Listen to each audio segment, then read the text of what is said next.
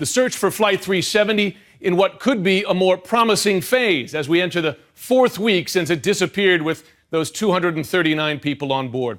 Soon ships will be out at sea trying to retrieve multiple objects spotted by planes after the search took a major shift to an entirely new area.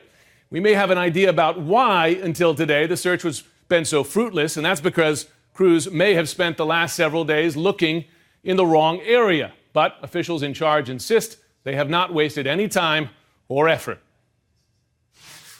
Day 21 of the search for Flight 370 began with an entirely new search area. Nearly 700 miles north of the zone, searchers had been scouring for more than a week. The new information is based on continuing analysis of radar data about the aircraft's movement between the South China Sea and the Strait of Malacca before radar contact was lost.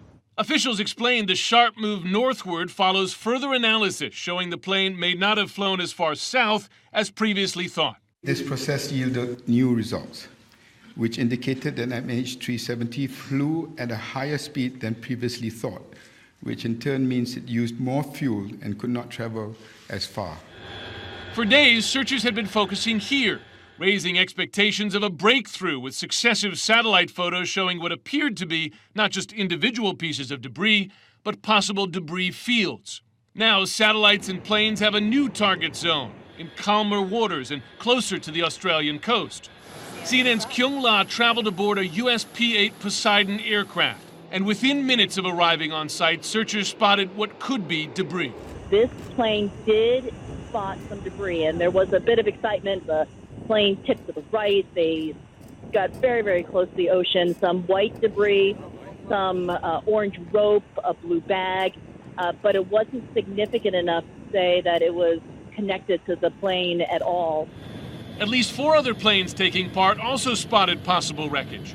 A crew from New Zealand took this picture as it returned to base.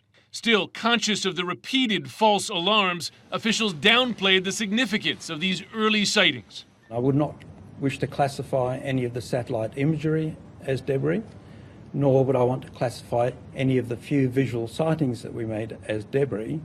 That's just not justifiable from what we have seen.